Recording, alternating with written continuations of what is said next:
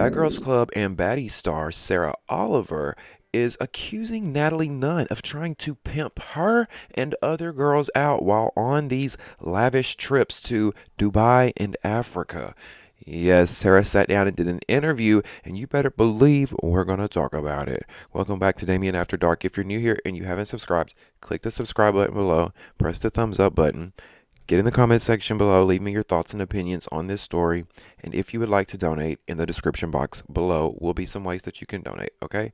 PayPal, Cash App, Venmo, Zelle, it's all there. But it's free to support as well. You can support just by sharing, liking, subscribing, commenting, okay? That helps me out as well.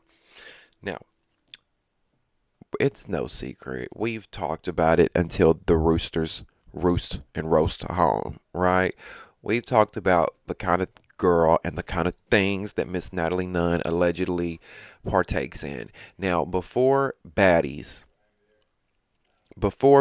came along and blew up to be this big success that it is, Natalie was, let's just be real, struggling. She was bouncing from reality show.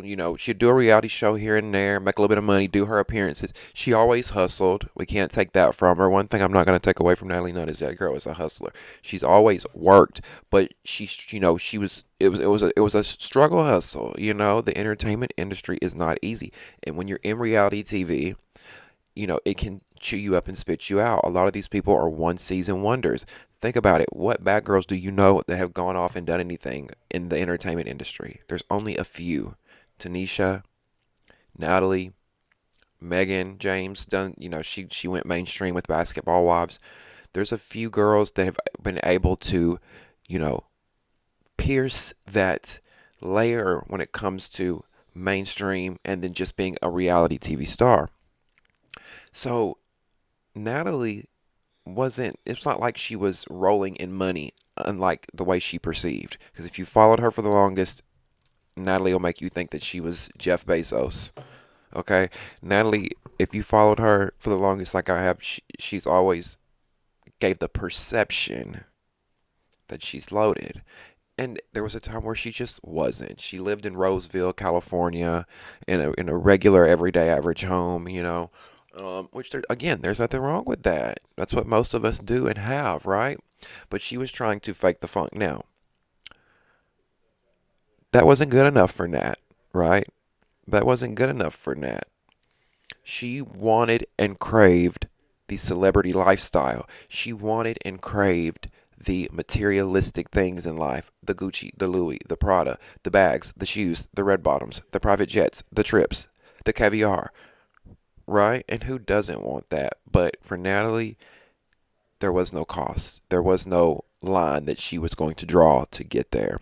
And one of the ways that has been alleged for her to obtain this lifestyle was her taking these trips to Dubai, to Lagos, Nigeria, Africa, places like that. Going to these countries and allegedly sleeping with these men, selling that thing, tricking out in exchange for money, bags, shoes, because these weren't just scrubs that they were allegedly fucking on, right? These weren't just random, because a lot of if we think about a lot of prostitutes or tricks, we think of a $40 blowjob because that's what a lot of the girls be doing. Let's just be real. We ain't gonna act like everybody out here selling the cat, selling their mouths for thousands of dollars. A lot of the girls is out here sucking and fucking for $40, $50. Hell, some of them 20, 10. Yes, bitch. The price of pussy has gone down, I guess. I don't know, but look, it happens. I know in real life girls that do that. But they weren't fucking with those type of men over there. We're talking about men that have money, that have stature. These oil tycoons, these men that are in these different industries, that have tons of money, who want these young, petite, curvy, whatever, BBL American girls. So that's where Natalie and her crew came in. And Sarah Oliver, we all know Sarah was Natalie's friend at one point. Sarah was also on Bad Girls Club. She did this interview with A Connection TV. Shout out to A Connection TV because he did the interview and it was a pretty good interview and he got some good stuff out of Sarah. Now, I wanted to interview. Now, Sarah, I tried to get you to do an interview with me. Y'all know I told y'all I've met Sarah before. We hung out in the airport for like an hour. We both missed our flights, or our flights were canceled or something. I think mine was canceled and she missed hers. I don't know. It was something like that. We ended up on the same flight that was rescheduled, and we had to wait like an hour. And I was like, "Oh my God, Sarah!" She was like, "Can you watch my bag for me?" And I'm like, "Yeah, sure." So I watched her bag. We sat, we talked for an hour, got to know her. Cool, down to earth chick, right? Never thought of her to be a liar ever. Everything she's ever said is usually, you know, came out in the wash clean. So she, but I wanted to interview Sarah, and I emailed her about it. But for the longest, if you notice, she hasn't really done interviews. But I guess she's got a good relationship with this guy over at A Connection TV, so she went with him, which understandably. Now in this interview, Sarah talks about how Natalie tries to pimp girls, or actually does pimp girls over in these other countries. Um, and Sarah says that she tried to pimp her as well. Okay, now I'm gonna play the clip from this interview, and we're gonna talk. Okay, let's roll it. We had a falling out in 2015. Okay, she tried to pimp me out in a different country, left me in a different country. Hold on, wait now. Don't skim through that. Don't skim through that. Let's dissect her. Okay, where were we? We went, Africa, of course. Oh, okay. I was about to say, was it Dubai? Because No. we hear about the Dubai stuff. I was around way before the Dubai situations. It was actually Morocco, Marrakesh, and Africa. We were supposed to go down to do a couple parties. It turned out to be not a couple parties. So in the interview, we hear Sarah talk about, Africa, Morocco, Marrakesh, these different places that they would go on these trips, or that Natalie would go on these trips, and these type of things would go down. Now, Sarah says that they were supposed to go to out there for parties. The way Natalie would present it was, oh, we're gonna go host a party, or there's this oil tycoon who's getting married and he's having a wedding party and they want us there, and we're gonna they're fans of the show, so we're gonna make an appearance, blase blase blah, right? Only for it not to be a party, only to get out there and you finding out you dropping your drawers. Now, never does she say, I want to make it clear, never does Sarah say that anybody was coerced or forced. She said it seems like a lot of these girls were just kind of voluntarily doing it that she knew of. She said she didn't know for sure.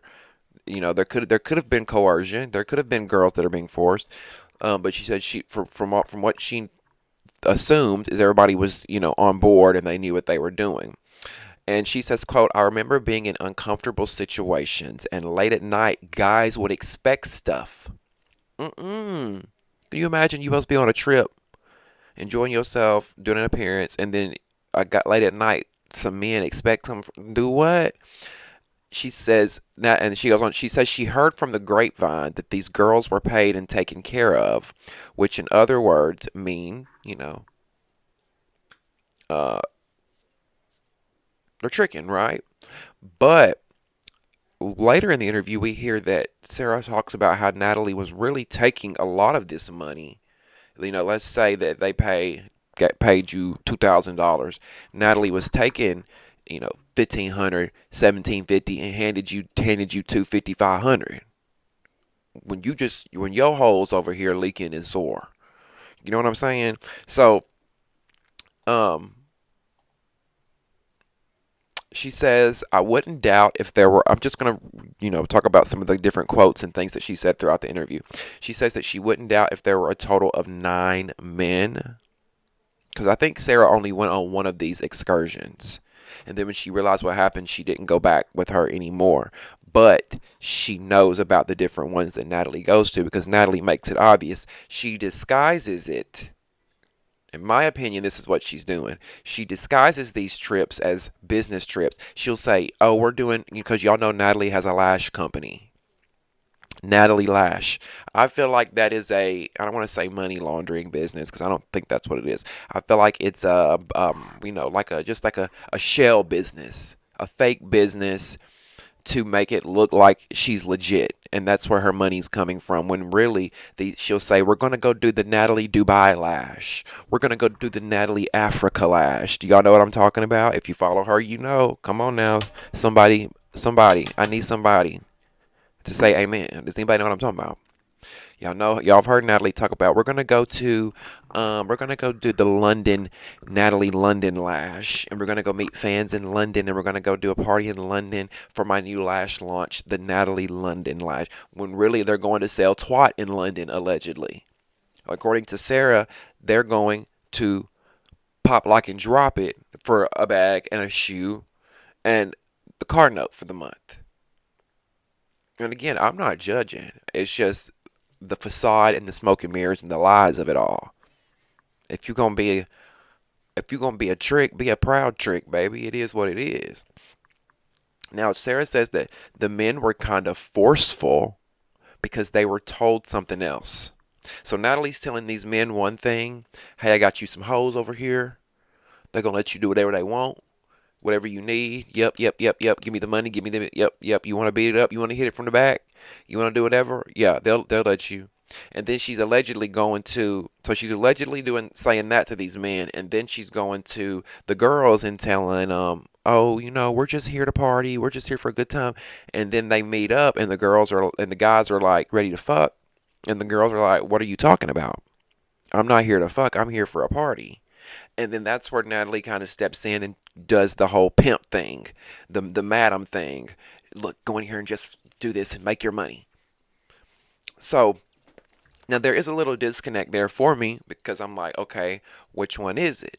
Are these girls voluntarily screwing these men and making money, or are they being forced? Is it a little bit of both? Do they find out when they get there what's going on, and then they're coached into doing it, or they're convinced, or then maybe they decide they want to do it. Maybe it's their choice, and maybe they don't know. They get there, they find out what's going on, they think about it, and they're like, it's worth it for me.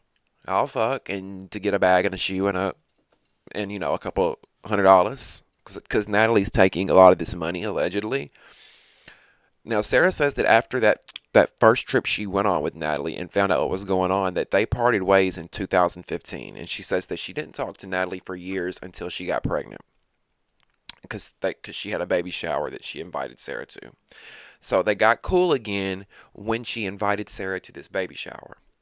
And which that wasn't, I think it wasn't until the baby shower, they got cool again. And then fast forward to 2020, Sarah says that's when COVID had hit, and Natalie was scrambling, she was hustling, trying to find a way to make some money, right? At this point, she hadn't met Zeus.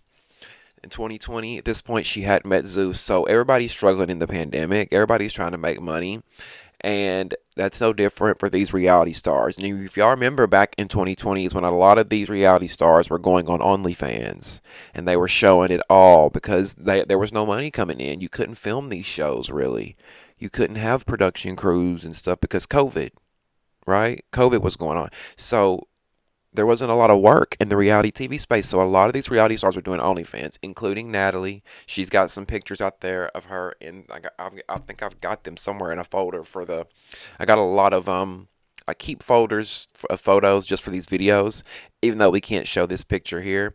It's an OnlyFans photo of her in the shower, spread eagle, butt ass naked, like So that was during 2020.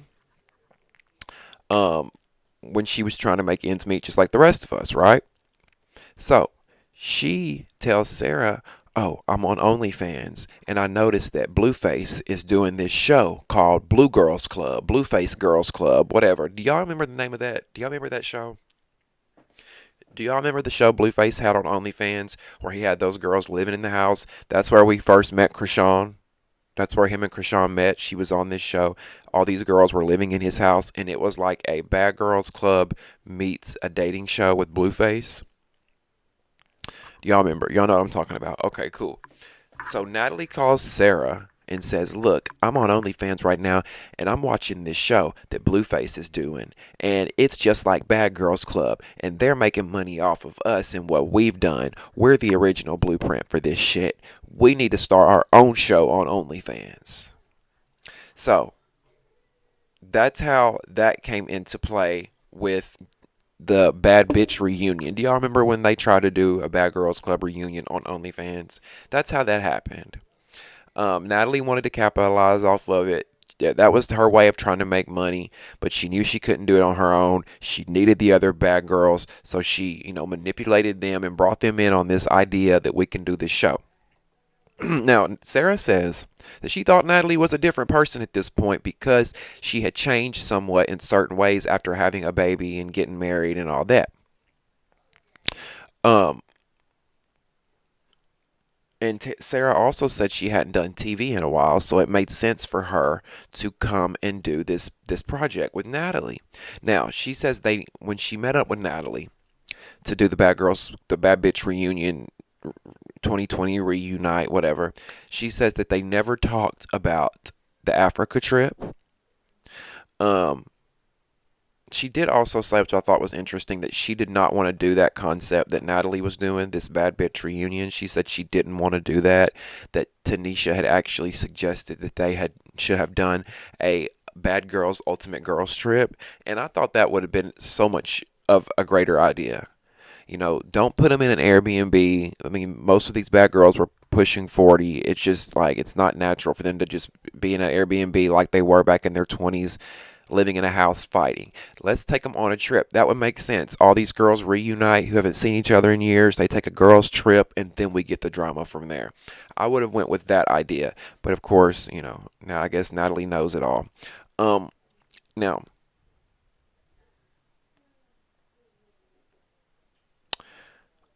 let's see.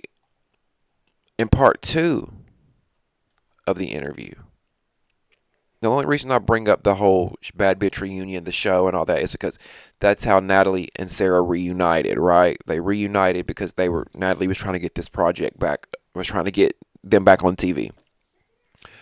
Now, in part two of the interview, he asks Sarah what happens in Dubai. And Sarah says, well, they're not selling eyelashes, that's for sure, right? And I want to play this video where Sarah talks a little bit about why she feels it's wrong and, yeah, why she feels what Natalie is doing is wrong and where she has a problem. Okay, let's play that video. You want to do and you want to do that. Okay, it's not me to talk bad about you, but what I don't like is how if the guy thinks he's giving a girl a certain amount of money, but then there's the ringleader who's taking the money, giving her less, and then now she feels the guy's expecting a lot of her, but it's really because the ringleader is stealing the money and the guy don't know and the girl don't know because they're not allowed to talk. That's what I'm not okay with. That's a lot. Yeah. So I get it that it starts off with like this guise of like a girl's trip, but then the girls meet the men and then the men are expecting things. And then it's like, you do it or you don't do it. That's very interesting. Yeah. And honestly, because girls like going on trips, they like nice things. Yeah. Who's to say like it's bad that they're going to have fun? Guys want one thing, girls want one thing. They have fun. They intermix. Men and women sleep together all the time at a bar, at a club. That's not the problem. The problem is when someone's trying to orchestrate lying to both and keeping the majority of the money to herself. That's, I feel, the main problem. Now, see, that's what I was talking about earlier when I said that Sarah alleges that Natalie was taking a lot of this money. Natalie was the pimp, allegedly. She was the madam. She was the middleman. She was setting up the deals. She was getting the money, taking her cut, a large cut, and she over here giving these girls that are giving up the hoochie coochie chump change. Um, Now, the host asked Sarah in this interview about the fascination of men giving women bags to obtain their forgiveness. And what he's referring to is Lemon Pepper, the Zeus Network CEO. Anytime Natalie or any of these girls go on a Twitter or Instagram rant, they go on a rampage, they go live and they start exposing things, Jayla, Stunner Girl, Natalie, all these different people, and I can go down a list of people that have been on the Zeus Network who have come out with allegations about things that this man does, this Lemon Pepper, this CEO that he allegedly does, um, that are not so ethical, that are unsavory. And then what he does the next day to make it up to them is he tries to give them materialistic things, money, bags, and shoes. And he asked Sarah about that. And, she says that, which she's so smart and mature now because she's 40. Sarah's 40 years old now. And she says that she gets it. She said she understands why the girls take it, while they stay, while they take the bags and the shoes. But she says that that's just not where she's at right now in her life. That's not what she's focused on. She doesn't care about bags and shoes like that anymore. And I get it. I totally understand because, like, at 40, I'm sure you're in a totally different place in your life to when you were 25 years old and maybe a Louis Vuitton bag and some Louboutins might have impressed you. But when you can buy that for yourself and you've already had it and you've been through life, that's just not important anymore. Now, Sarah can speak for herself with that because right now, baby, I love me a bag. And if you want to buy me a bag, you wanna make it up to me by buying me a bag, you go right ahead. Okay? You go right ahead because that's one thing about me. I love bags. I collect them. I've been carrying a bag since the 6th grade before it was, before all, now you look up in rappers and everybody's carrying bags. Not saying I was a trendsetter or I started it. Me, I've been carrying bags for years. But I've carried them since like the 6th grade. I used to carry an Under Armour gym bag when I was in the 6th grade because that was back when, of course, it wasn't socially acceptable for men to carry bags or purses or whatever you want to call it. Um, Now, Sarah ends up saying ultimately that Zeus likes to mix business with pleasure. She says there is no black and white. There's all a gray area. You know what I mean? There is no yes, it's this way. No, it's not this way. She says you can kind of just, that she pretty much insinuated and said that the crew and those behind the scenes are sleeping with cast members. That's what she alleged and insinuated in this interview, which, again, we've thought that. We've all talked about that. We've all assumed that. It's just kind of blatantly clear. Zeus has kind of made that obvious over the years, in my opinion, that that's just how they get down and that's just how they roll. Now, I'm not saying Zeus is affiliated with taking girls to Dubai and Nigeria. This is about Natalie, right? And we've always suspected that about Miss Nunn as well, that she was a madam, that she was a pimp, allegedly. That's what I think and I believe. What do you think? Do you think that Natalie goes to these different countries and disguises it as business trips when she's really bringing groups of girls with her to sell cat? Or do you think that Sarah's just making all of this up and wants clout and attention? Let me know. Leave me your thoughts and opinions in the comment section below. Don't forget to subscribe to the channel if you're into Baddies, Bad Girls Club, all that good stuff. We talk about it here, okay? Get in the comment section, subscribe, like this video, and if you would like to donate to the channel to help us grow and sustain, in the description box below will be some ways that you can donate using PayPal, Cash App, Venmo, and Zelle. Thank you guys so much for watching. I really, truly appreciate it. We'll see you next time on Damien After Dark. Bye.